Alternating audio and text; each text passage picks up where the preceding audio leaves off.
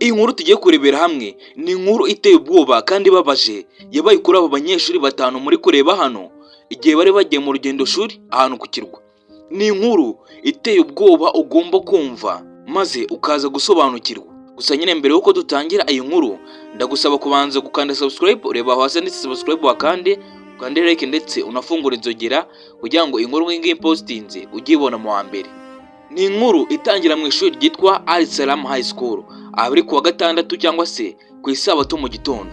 Abari ishuri rero rigiye gutanga ibihembo by'abanyeshuri batanu batsinze cyane muri uwo mwaka nyine kugira ngo babahembe.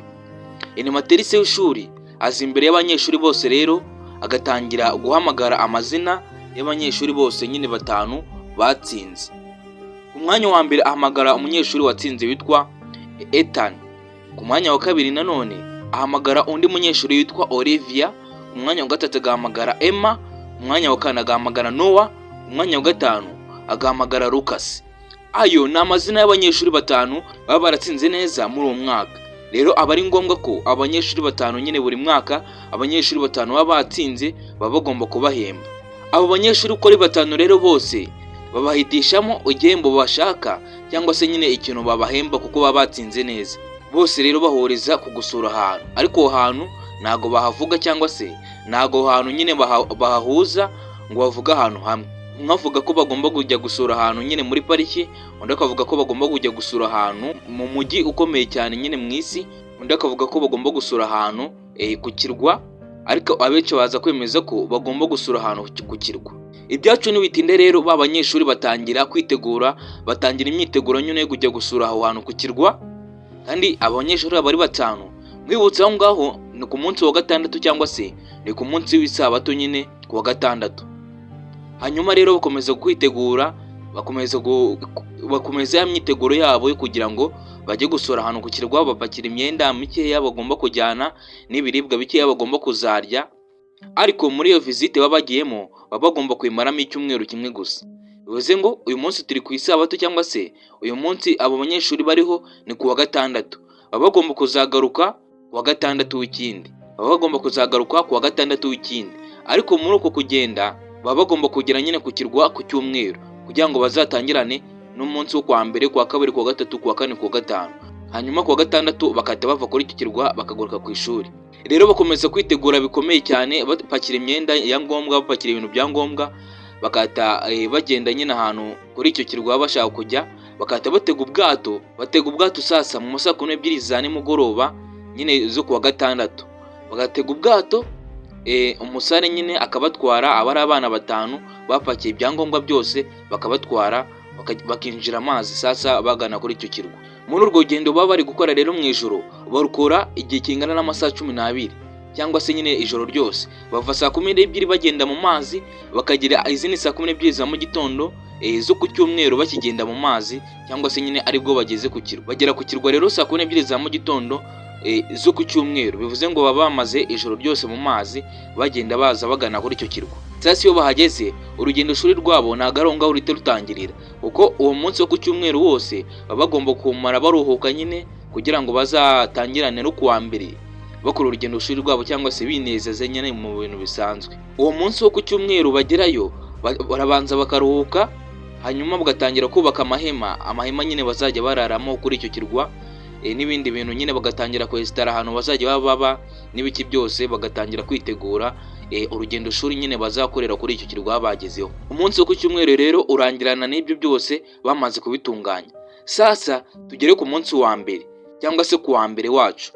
Ku munsi wa mbere abanyeshuri bari batanu nkuko nakubwiye, abari Lucas, Noah, Ethan, Emma ndetse na Olivia. Abari abanyeshuri batanu nyine bageze kuri icyo kirwa. Ariko uwo musare uba wabazanye cyangwa se umutwazi w'ubwato uba wabazanye we yasubiyeyo kuko abagomba kuzagaruka ku wa gatandatu aje kongera kubafata nyine akabasubiza ku ishuri. Arabazana ku cyumweru nyine, bahagera ku cyumweru we akatasubirayo, hanyuma abanyeshuri nyine bakaguma, abagomba kuzongera akagaruka ku wa gatandatu agafata nyine b'abanyeshuri bose nyine akahita basubizayo, kuko baba bagomba kuba barangije nyine ubutembere bwayo cyangwa se kurya ubuzima bwabo.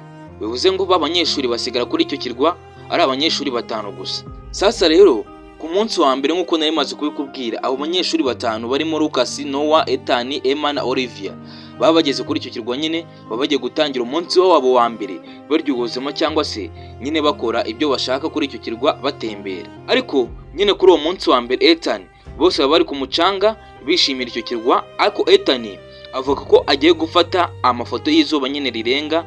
Ubwo birumvikana neza ko wari umunsi wa mbere, ariko uwo munsi wa mbere nawe uri kugenda nyine wira. Avuga ko rero agiye kugenda agafata amafoto y'izuba rirenga kugira ngo ashyire ku mbuga nkoranyambaga nyine agaragaza ko bagiye mu butembere ahantu kuri icyo kirwa. Ubundi icyo kirwa cyo cyitwa Truth Island, ni ikirwa ngo baba bavuga ko ari ikirwa cy'ukuri. Noneho rero muri uko kugenda Ethan ajya gufata ayo mafoto, ariko agenda ari wenyine afite kamera, agenda yifatira amafoto. Ariko nyuma y'iminota mike cyane bumva induru nyinshi cyane bakwibarirwa ibyo ari byo. Hanyuma akahita bavuga ati Ethan ashobora gusanga ari mu byago, reka tujye kumureba. Mu kugenda kumureba rero baramushaka bakamubura, kandi ya masaha yacu aba ari kwicuma. Bamaze kugera mu masaha ya z'ijoro, kandi Ethan yagiye mu masaha 11 saa 12 agiye gufata amafoto y'izuba rirenga.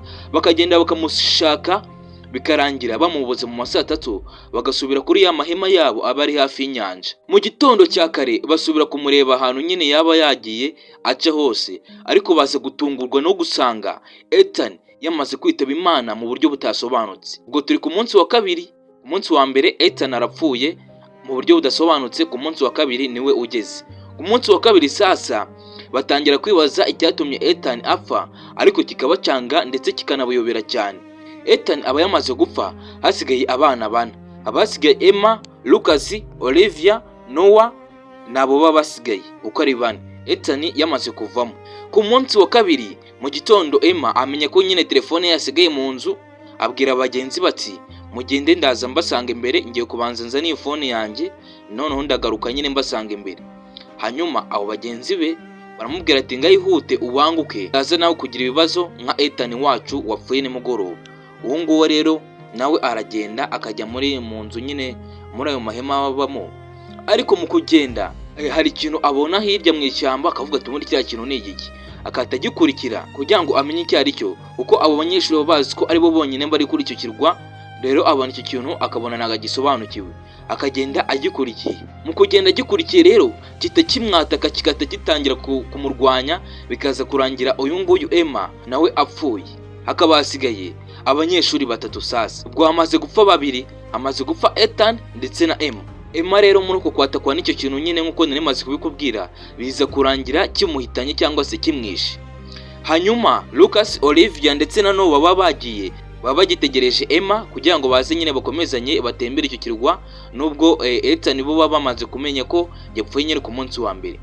Ariko baramutegereza bakamubura, bikaza kubatera urujijo, ukavuga ati urugendo twa tugiyemo turahagarike, dushobora gusanga Emma ari mu byago, dusubira inyuma tujye kumureba ahantu nyine yagiye kuzana telefone ye.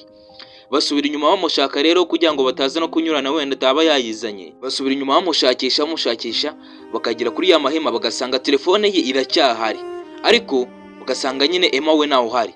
Ako kanya batabutangira kuzenguruka icyo kirwa nyine kugira ngo barebe nimba babona umurambo wa Emma cyangwa se babona Emma nyine wenda yagiye ahandi hantu. Kuri uwo munsi wa kabiri cyangwa se ku wa kabiri bazenguruka icyo kirwa cyose bakamubura, bikaba ngombwa ko nabo baza nyine kuri ayo mahema bagatangira kwiheba bikomeye. Iryo joro noneho ntago basinzira, kuko baba bamaze kubona ko Ethan yapfuye ku munsi wa mbere, ndetse ku munsi wa kabiri bariho Emma amaze kubura, nawe ashobora kuba nyine ari mu byago bikomeye cyane, nawe ushobora kuza kumuviramo gupfa.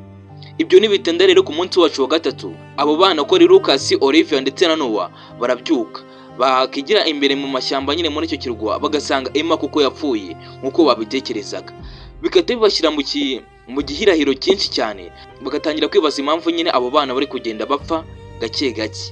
Ariko Lucas aza kubona ko ibintu bishobora kuba bibi nyuma y'uko avumbuye ko buri munsi hashobora kujya hagenda hapfa umwana umwe paka abana batanu bose bapfuye, dore ko n'ubundi bari kuzamara icyumweru kingana nyine n'iminsi 5 gusa. Aza kuvumbura rero ko abana buri munsi hazajya hapfa umwana umwe, azahura n'iminsi 5 bari kumara kuri icyo kirwa ngo bazabe basubira ku ishuri. Lucas abivumbuye rero abwira Olivia ndetse na Noah nyine babasigara abana batatu, babiri mwibutse Ethan ndetse na Emma amaze kwitaba Imana mu buryo budasobanutse. Lucas atabwira Olivia ndetse na Noah, avuga ati njyewe ndumva twahamagara wa musare kugira ngo nyine aze dukora ahantu twese tutarashira, kuko n'urupfu bari gupfa ntago turi kumenya ngo ni iki cyabishe cyangwa se n'ubuhe buryo bapfuyemo. Bose rero bagerageza gufata amafone yabo ngo bahamagare umusare cyangwa se wa mutwazi w'ubwato wabazanye, ariko mu kumuhamagara basanga amarezo nta yariho cyangwa se basanga nyine nta rezo ziri hafi aho ngaho muri icyo kirwa.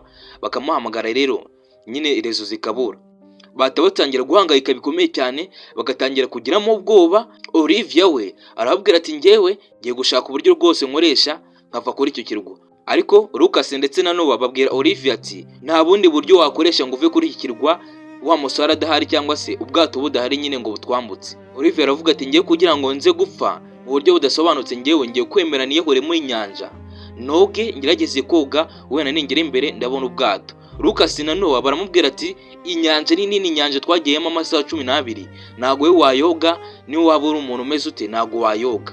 Ariko Olivia yanga kumva neza akiroha mu mazi agatangira koga ajya imbere nyine ashaka kuva kuri icyo kirwa. Lucas ndetse na Noah bakomeza guhamagara Olivia amubwira ati uri kwikira mu byago cyane, nugeraho imbere urashobora kuza kunanirwa maze ukaza kwitaba Imana nawe. Olivia ariko aranga akababera ibamba, agakomeza we akoga akagira imbere. Mu kugira imbere rero mu mazi aza kubona akantu wagira ngo ni ubwato, ariko ako kantu kakameze nk'agashaje cyane. Akomeza akoga gasatira rero akagenda akahita yinjira muri ako bwato, akahita yinjiramo. Sasa akaba agira ngo agaruke nyine afate abo bahungu, agafate Lucas ndetse na Noah bave kuri icyo kirwa. Ariko mu kugaruka bwa bwato sasa wita bwiyubika ku kanya bukata bwiyubaka kuri Olivia. Olivia rero atabura ukuntu yoga, bikaza kurangira apfiriye muri ubwo bwato nyine bwamwiyubitseho. Lucas ndetse na Noah bategereza Olivia barebe nimba yagaruka, bikaza guhera. Ubwo turi ku munsi wa gatatu, Olivia apfuye utyo. Ku munsi wa kane sasa niho tugeze, haba hasigaye Lucas ndetse na Noah abahungu babiri. Baba basigaye byabacanze, hamaze gupfa abana batatu, bibaza uburyo nabo bazava aho ngaho ari bazima, ariko byabacanze. Lucas ndetse na Noah rero bigira imbere, bagira imbere ariko ahantu hafi y'inyanja nyine bakabona ubuvumo butangaje. Lucas akabona ubuvumo nyine butangaje, ariko ubona ko ari ubwa kera hafi y'iyo nkombe. Kubera amatsiko menshi akabwira Noah akavuga ati twinjire muri ubuvumo turebe ikirimo indani, cyangwa se turebe nyine dutembere mu buvumo ho gato. Hanyuma rero Lucas ndetse na Noah binjira muri ubu buvumo ari babiri, kuko nibo baba basigaye bari bazima. Bagera muri ubwo buvumo bakabona inzira zitandukanye nyinshi, bakavuga ati umwe nacangaha n'undi acangaha, maze tuze kureba ahantu ubu buvumo nyine buherera. Mu gutandukana rero, mu gutandukanira ako kanya bahita batangira kumva amajwi menshi aturuka muri ubwo buvumo, kagira ubwoba bakahita batangira gusakuza. Maze Lucas we akahita asubira inyuma yirukanka ahamagara na Noah ngo nawe asubire inyuma nyine baze guhurira ahantu binjiriye. Mu gusubira inyuma ariko Lucas atangira kubura inzira nyine yamwinjije, atangira kubura ahantu agiye yinjirira. We akomeza kugenda asubira inyuma, bikaza kurangira asohotse muri ubwo buvumo. Gusa mu kugera hanze asanga Noah we atarabasha kuza, agakomeza kumuhamagara kugira ngo nyine arebe ko Noah nawe yasohoka muri ubwo buvumo, ariko bikaza kurangira Noah adasohotse muri ubwo buvumo. Ubwo turi ku munsi wa kane, Noah asigaye muri ubwo buvumo wenyine, ntabwo tuzi ikintu ubwo buvumo buzamugira. Ku munsi wa kane Lucas abanye ko gutegereza Noah kuri ubwo buvumo bitavamo, asubiye kuri ya mahema rero araryamye, ariko nawe ntago aba ari gusinzira neza, kuko niwe usigaye kuri icyo kirwa. Abandi bantu bose batatu bamaze gupfa, Noah ari gukire muri ubwo buvumo ataramenya ibye. Lucas rero ku munsi wa gatanu arabyuka agahita asubira kuri bwa buvumo. Yagera kuri bwa buvumo neza agasanga Noah ari hanze, ariko yishwe mu buryo butunguranye kandi butangaje kandi bubi cyane. Lucas rero atabona ko hari ikibazo gikomeye cyane, agahita asubira kuri ya mahema yirukanka. Mu gusubira kuri ya mahema yirukanka rero aza kumva ikintu kiri kugenda kimukurikira, ariko ntakimenye. Akumva ikintu kiri kuza kimukurikira, agakomeza yirukanka cyane asubira kuri ya mahema. Gusa nawe icyo kintu tutamenye kiza kurangira gihitanye Lucas. Nuko rero inkuru y'abana batanu barimo Ethan, Emma, Lucas, Olivia ndetse na Noah baza gupfa mu minsi 5, buri mwana wese agenda apfa mu munsi umwe. Nuko rero ku munsi wa gatandatu abo bana bari kutahiraho, wa musare cyangwa se wa mutwazi w'ubwato aza kureba nyine abo bana kugira ngo abacyure abajyane ku ishuri. Mu kuhagera ariko atangira kubahamagara akabura umuntu. Yigiye imbere gatoya abona imirambo yabo nyine ahantu iri, atahamagara ku kigo akababwira ati ba bana bose nsanze bapfuye, muze mutabare, mushaka ubufasha, muze mutabare kuri cya kirwa bari bagiye gusuraho. Mwibutse ni kuri cya kirwa cyitwa Truth Island. Mu guhamagara rero Aramatirisi n'abandi bantu bake bo kuri icyo kigo batabazana n'abanyamakuru bakaza gutara inkuru nyine, bagasangana abo bana 5 bapfuye, ariko bakata batangira gukora iperereza. Mu gukora iperereza rero baza kuvumbura ko icyo kirwa cyari kimaze imyaka 5 yose kidasurwa, kandi bivuga ko impamvu cyari cyarahagaritswe cyari cyarapfiriyeho abandi bantu bagera kuri 30 kandi nabo bagapfa mu buryo budasobanutse. Bize kurangira rero abo bana nyine babajyanye bakajya kubashyingura mu cyubahiro, bikaza kurangira n'abo banyamakuru babitangaje, bikaza kurangira n'ubuyobozi bw'uwo mujyi rero bise bufunga icyo kirwa mu buryo buhoraho. Naho rero iyo nkuru yacu irangiriye. Kana subscribe nimba wayikunze, ona kandi kuri like, unafungura inzogera kugira ngo inkuru nk'izi postinze ugizibona mu wa mbere. Nge mwumvaga nditsupa naho ubutaha.